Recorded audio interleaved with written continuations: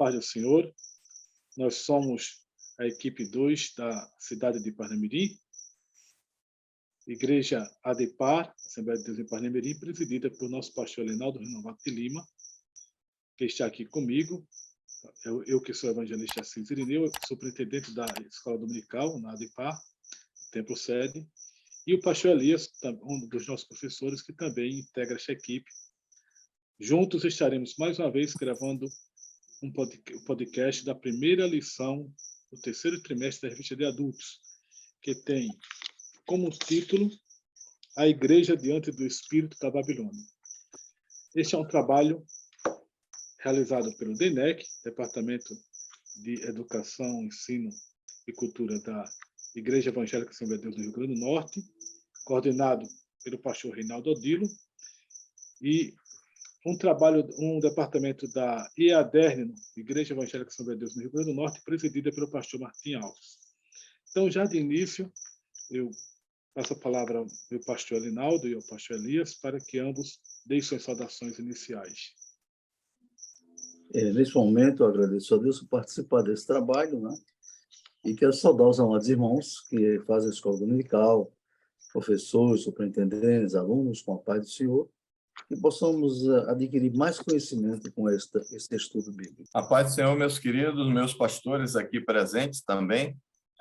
Para nós é uma honra, né? Estamos mais um desafio, mais um trimestre que está iniciando e eu diria que o entusiasmo, né? O ânimo, ele vai ser um fator que vai, com certeza, ser um fator que vai impulsionar a cada lição aos professores e aos alunos. A maneira como o entusiasmo com que o professor ele se engaja com a lição vai diretamente refletir na qualidade daquilo que ele está ensinando.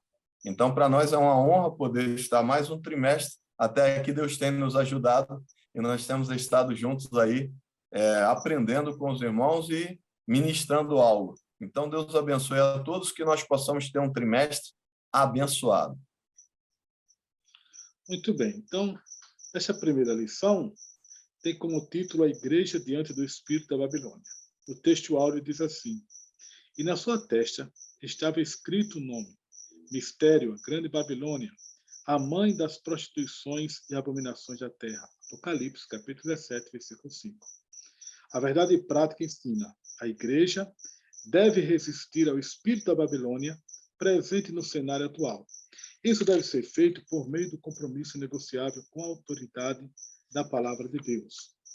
A leitura bíblica está em Apocalipse, capítulo 17, versículos 1 ao 6. Nós não iremos ler para ganharmos tempo, informando que o comentário deste trimestre é feito pelo pastor Douglas Batista, doutor em teologia e presidente da Assembleia de Deus de Missão do Distrito Federal. Bem, então, já dando continuidade, nesta lição nós temos 3 objetivos para alcançarmos. O primeiro é apresentar os significados de Babilônia. O segundo é elencar os sistemas que formam o espírito da Babilônia. E o terceiro é demarcar a posição que se espera da igreja neste contexto. Desde já, passo a palavra para o nosso pastor Elinaldo para já começar o comentário, abordando, inclusive, o tópico primeiro da nossa lição. Pois não, meus amados irmãos, então nós vamos fazer uma síntese do comentarista, do comentário da lição, nesta lição desse trimestre, que tem como tema a Igreja de Cristo e o Império do Mal, né? Como subtítulo, como viver neste mundo dominado pelo espírito da Babilônia. Então, amados, é um estudo muito sério, muito profundo, de uma linguagem exata, às vezes muito elevada, mas certamente o Espírito de Deus vai nos orientar. Então, primeiro tópico, Babilônia e seus significados, que é um dos objetivos da lição. O que é a grande prostituta?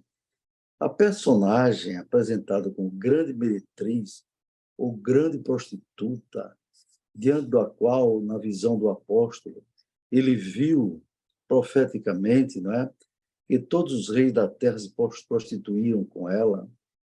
Então, o comentarista é um homem que nos parece erudito, não é? No grego, ele destaca 3 termos. Você não é obrigado a ser um conhecedor do grego, mas você pode conhecer conhecimentos básicos para ilustrar a lição, não é? Então, porne quer dizer prostituta, porneo, prostituir-se, verbo, né? E porneia, prostituição.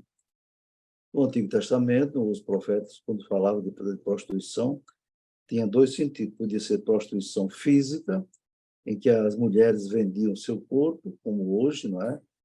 Em troca de, ofereciam prazer em troca de dinheiro, ou a prostituição espiritual, como é o caso aqui do Apocalipse, não é?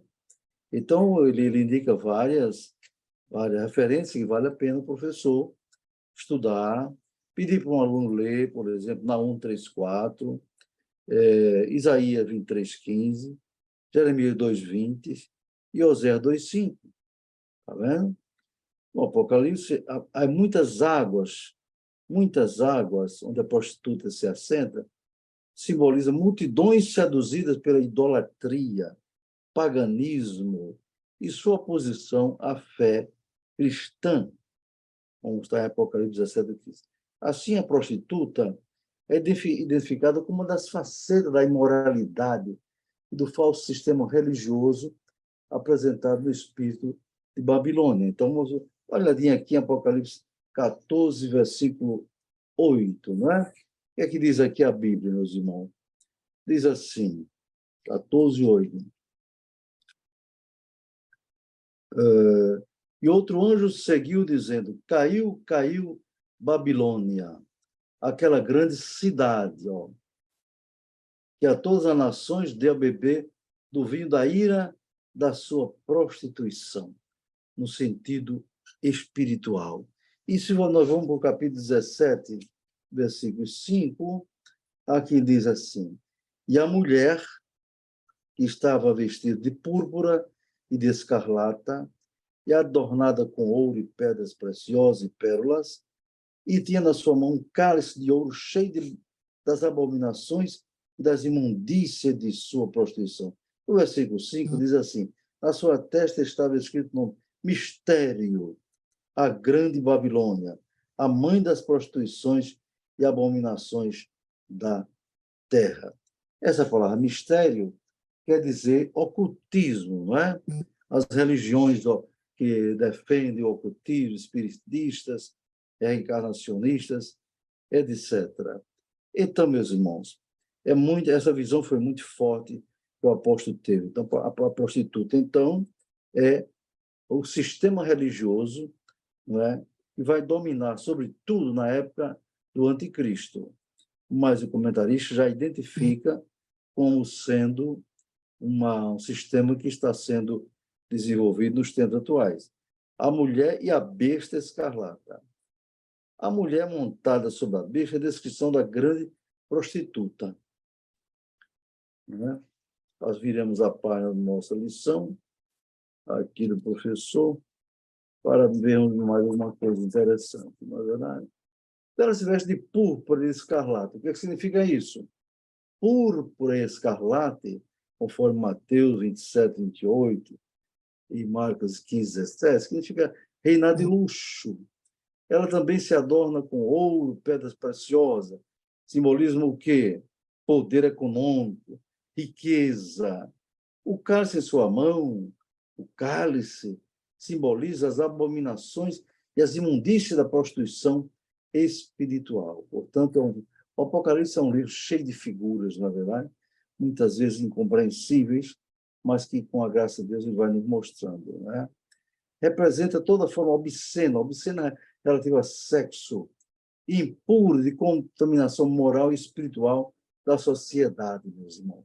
De fato, a sociedade atual ela está pior em termos morais, de pecados, de moralidade, pior do que Sodoma e Gomorra. Aquelas cidades foram destruídas por Deus, como consta lá no Antigo Testamento. Na verdade, não foi só Sodoma e Gomorra. As cidades daquela planície, não é? Sodoma, Gomorra, Adamá, Zeboim e Zoar. Todas foram destruídas praticamente, não é? Porque ali onde está, onde aconteceu aquela catástrofe, a destruição daquelas cidades, é onde está hoje o Mar Morto. Eu estive lá numa viagem que fiz a Israel, fui até o Mar Morto, irmãos. Se conta 300, 400 metros abaixo do nível do mar. Foi uma catástrofe atômica terrível que Deus provocou para destruir toda aquela região, não é verdade? Então, as abominações são muito grandes, viu? A fera na qual a mulher está sentada é a besta que saiu do mar, ou seja, o anticristo. Por isso, na minha visão, pastor Assis e pastor Elias, essa visão é muito mais para a época do anticristo, entende? Muito mais essa análise para a época depois que a igreja for arrebatada. Mas, certamente, o comentarista está antecipando a aplicação dessa visão para os dias atuais. No meu entender, os dias atuais são um ensaio para esse tipo de religião mundial, não é? E hoje a maioria das pessoas não quer saber de religião nenhuma, não é? A maioria. Apenas um terço ou menos da Terra, na verdade, é que se considera cristã, e com todas as misturas que existem, na verdade. Mas ele fala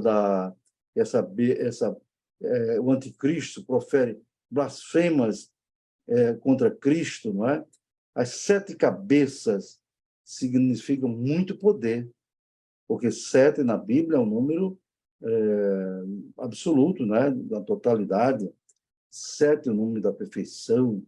10 chifres simbolizam o poder do mundo, sua força política. Chifre significa poder humano, poder político, etc. E a montaria, a besta, simboliza a nefasta força do sistema religioso, econômico e político do espírito de Babilônia.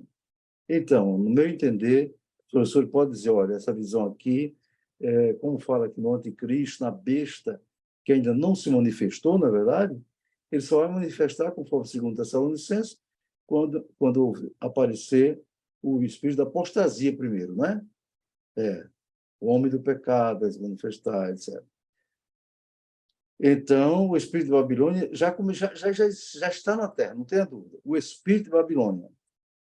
A grande Babilônia, a meu ver, não está ainda em evidência total. Mas o espírito de Babilônia, sim. Assim como o espírito do anticristo, há mais de 2000 anos, o apóstolo São João já dizia, estava na Terra. O terceiro item é mistério, a grande Babilônia. Aí o nome da prostituta é desvendado. Mistério, a grande Babilônia. O termo mistério indica o nome Babilônia, não é meramente geográfico. Babilônia é descrito como grande, porque é poderosa. Refere às mães da prostituição. Eu acrescento aqui, amados irmãos, professores, superintendentes e alunos, não é? Que, no meu entender, mistério não significa apenas o nome das prostituições, mas quer dizer que a religião que vai dominar na época do anticristo será uma reunião ocultista, não é? Mistério é algo que está oculto e tal, está entendendo? Como diz aqui no Apocalipse, mistério, não é verdade? Eu acrescento esse entendimento que nas minhas leituras bíblicas, risco muito aqui, coloquei como sendo, vai ser dominada por religiões ocultistas, não é? O que são religiões ocultistas? São religiões que são influenciadas por demônios, não é?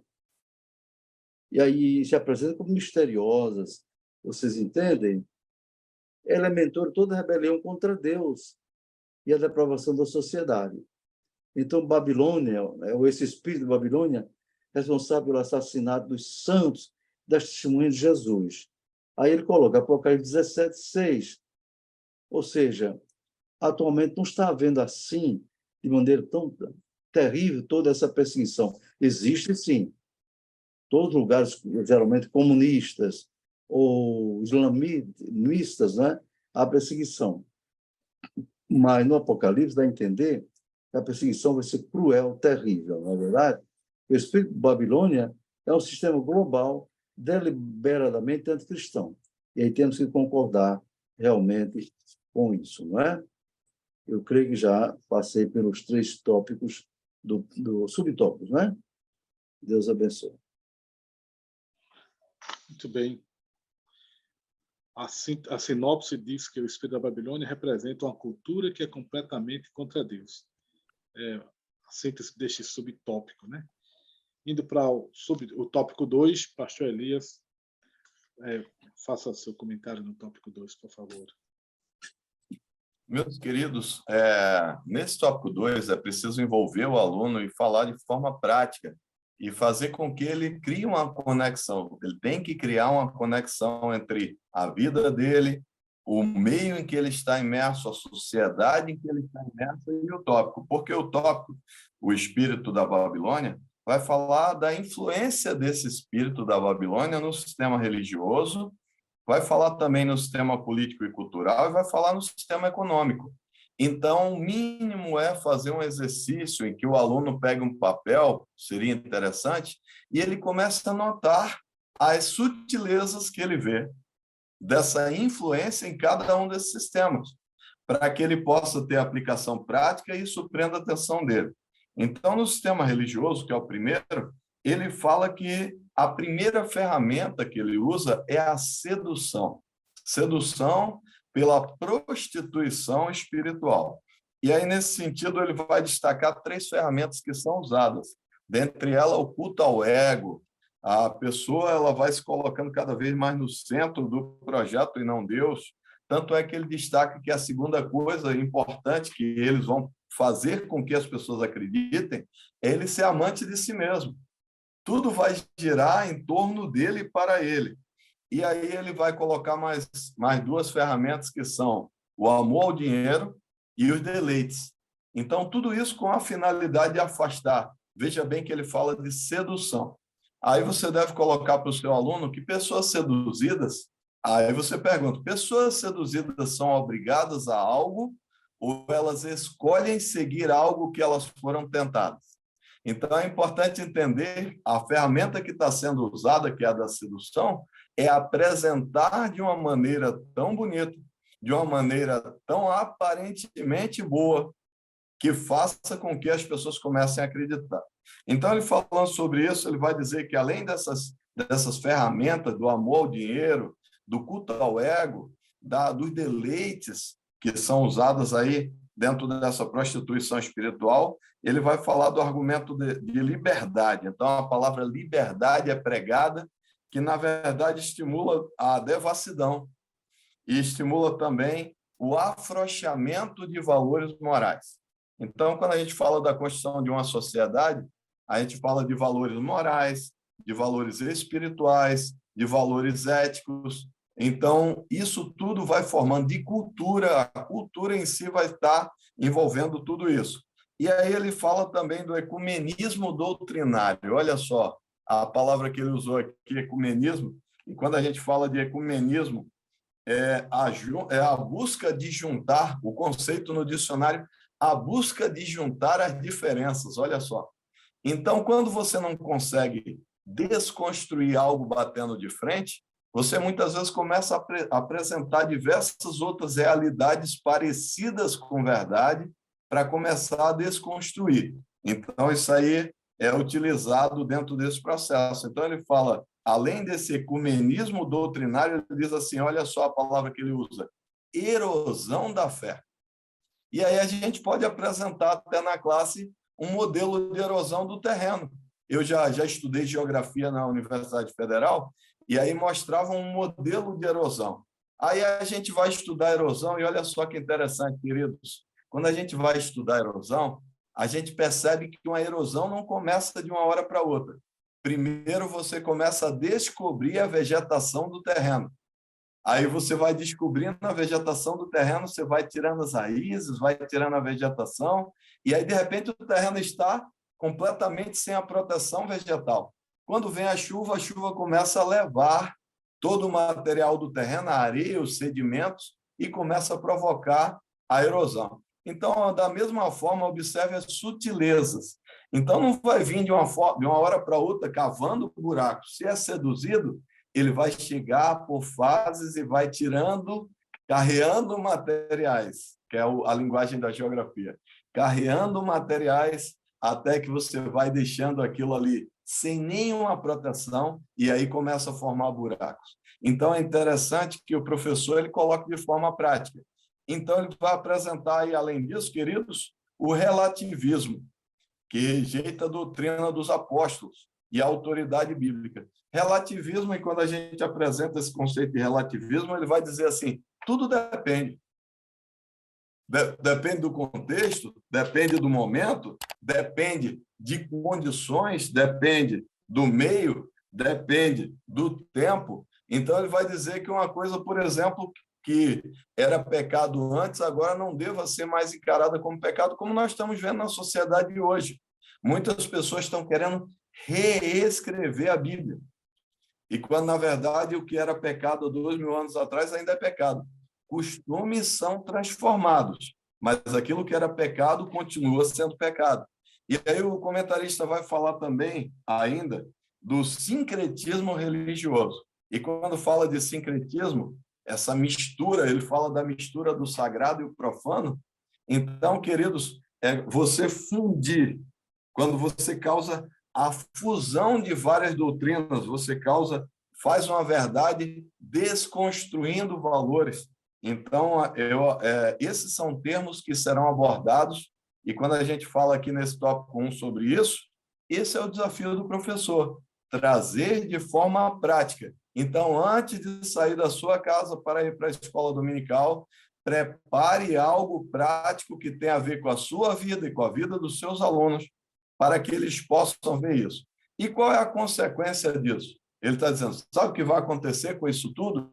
A igreja verdadeira será brutalmente perseguida.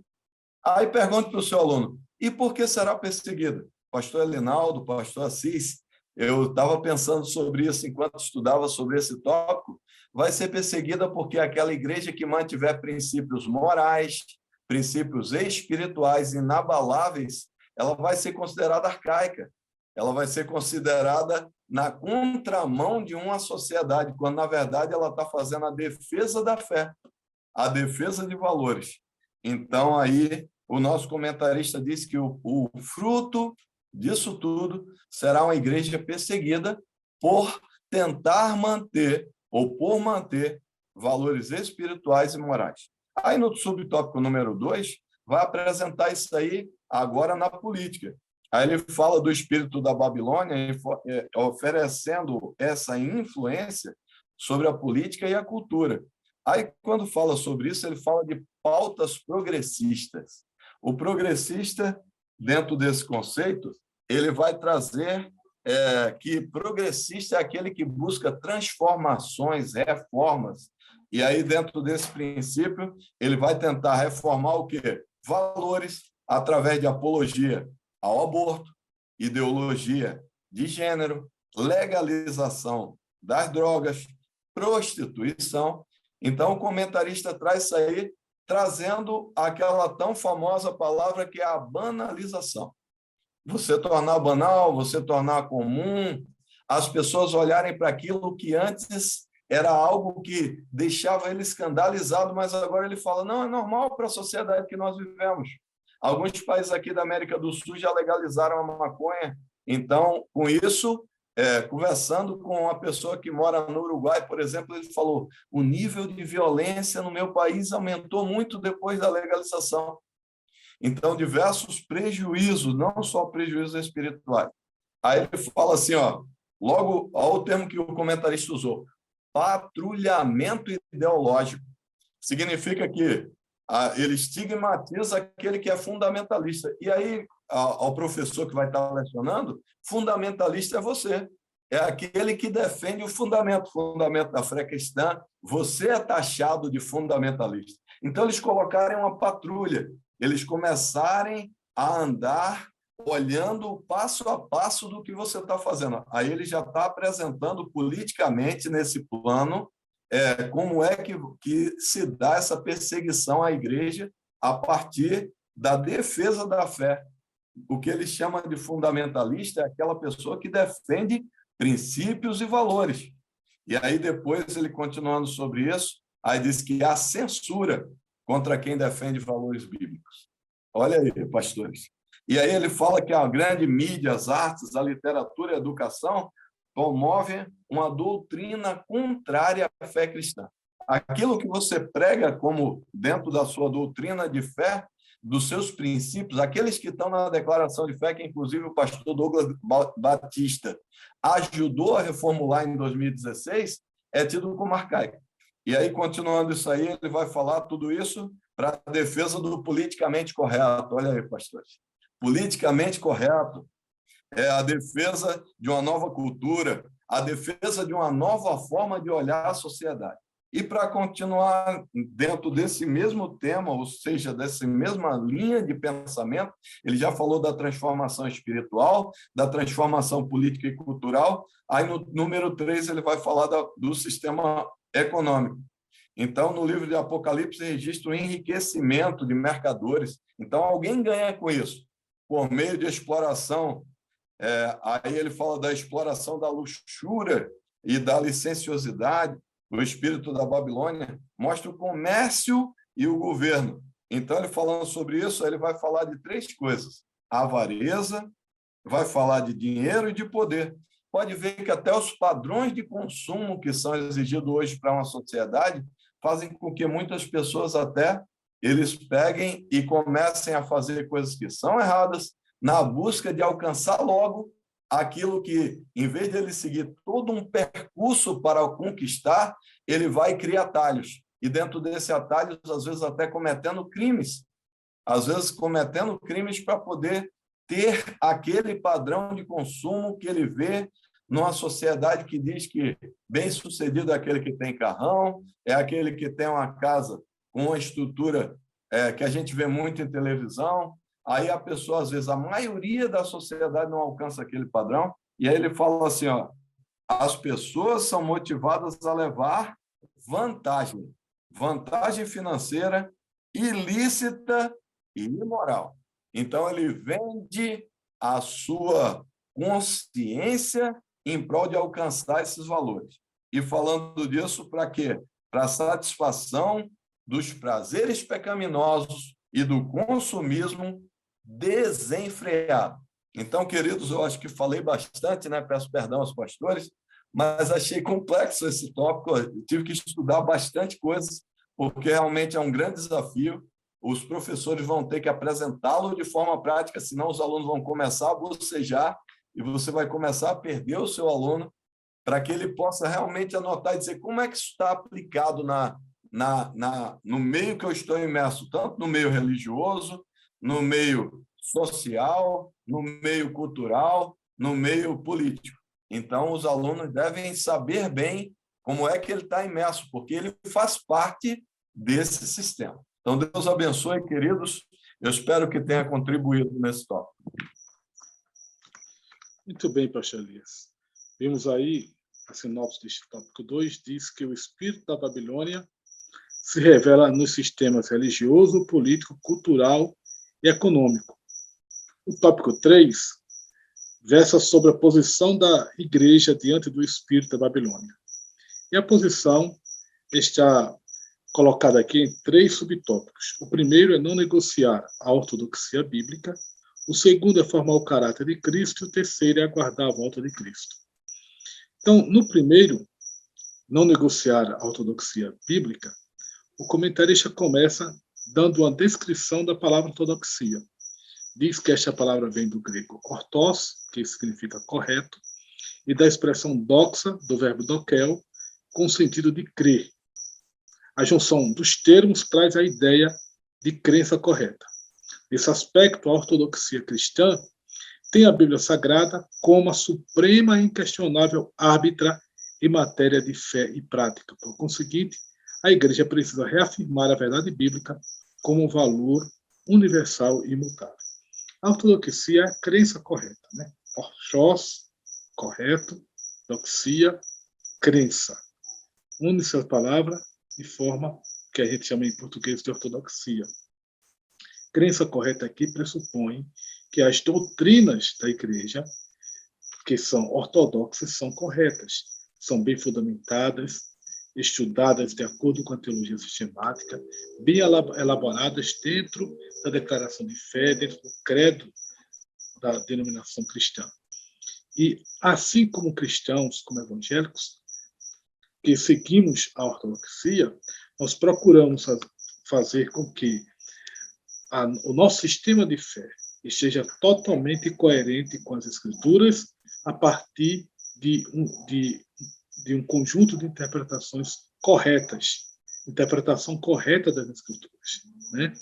De vários princípios corretos, fundamentados numa boa prática de interpretação.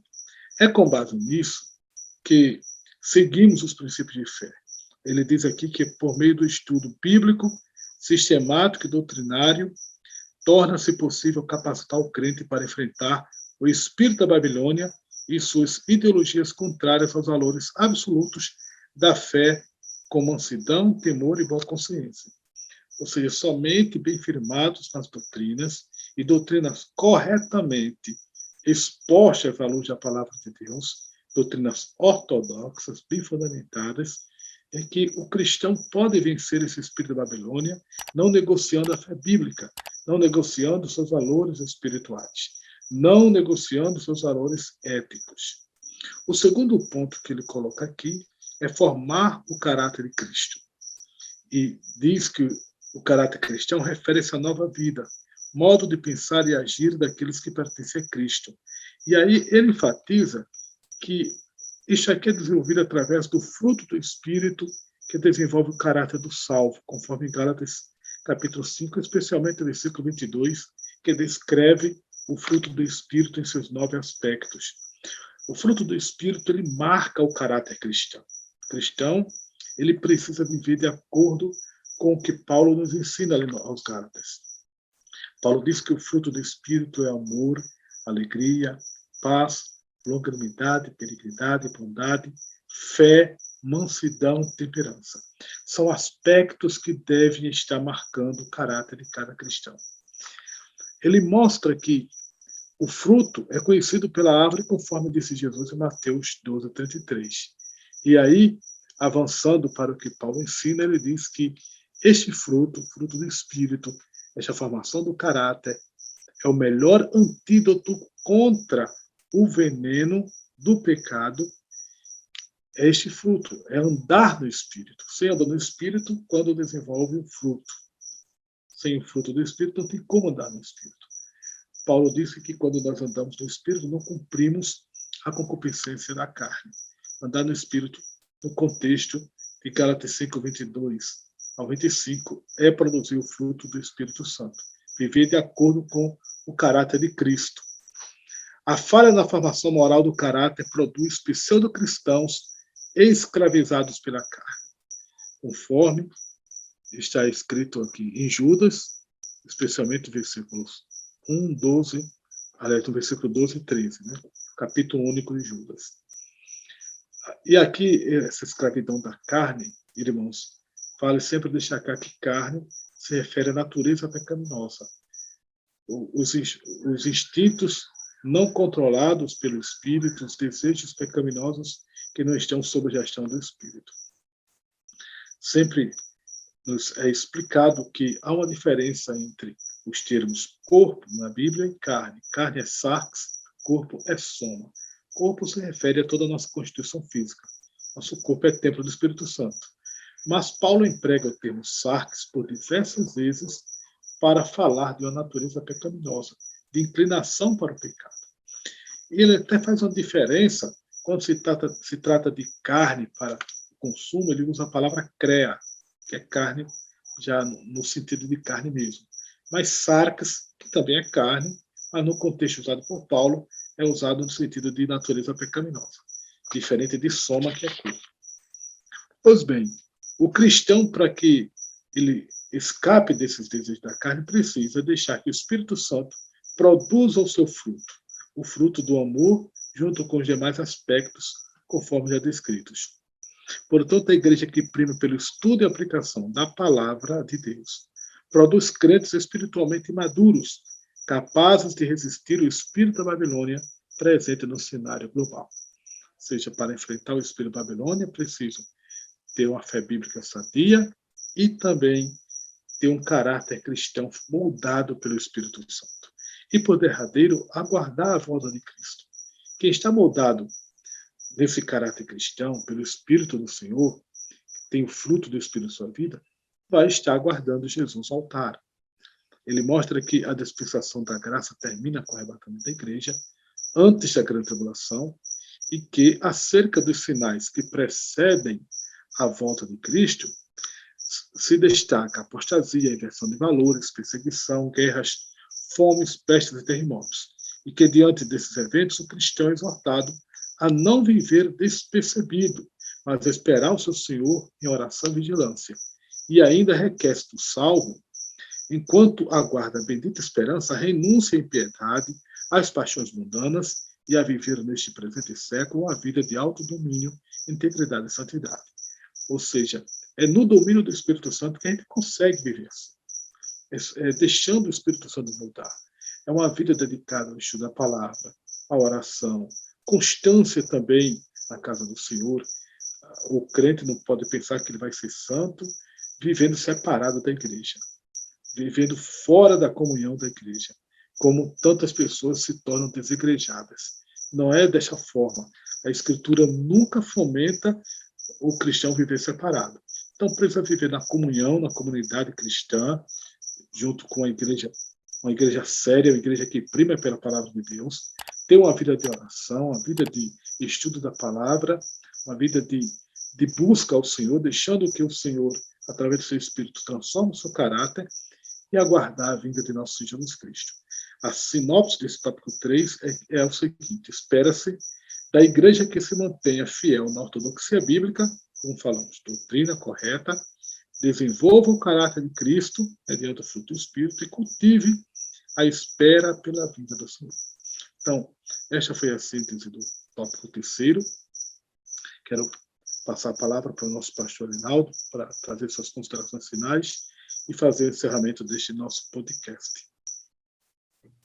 Bem, meu irmão, nós vemos então que essa lição era muito importante, não é?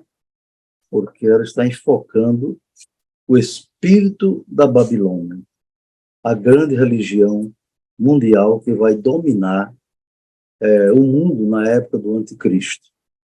Imagine que a Trindade vai dominar o mundo, a Trindade satânica, né? O diabo, o anticristo e o falso profeta. Entende? E vai ser uma terrível ditadura satânica dominando o mundo. Certo? Por isso, essa lição é um alerta já para que os crentes fiéis permaneçam firmes nos caminhos do Senhor, esperando a vinda do Senhor Jesus Cristo, não é? Então, o pastor quer que faça oração, pastor? Vamos encerrar, então, esse nosso comentário, que traz subsídios, né? Subsídio para os professores que vão ensinar esta lição. Querido bondoso Deus, nosso Pai, neste momento, Senhor, agradeço sempre a Ti pela bênção de poder, Senhor, participar de um trabalho como esse podcast, para tecermos comentários relevantes para aqueles que vão estudar essa lição, e especialmente aqueles que vão ensinar. Os professores, né, e também os superintendentes, pastores, abençoe pelo Teu Espírito Santo, o entendimento deles possa ser aprofundado, Senhor, para que haja mais segurança na vida cristã, na esperança da vinda de Jesus. Em nome de Jesus, amém. Amém.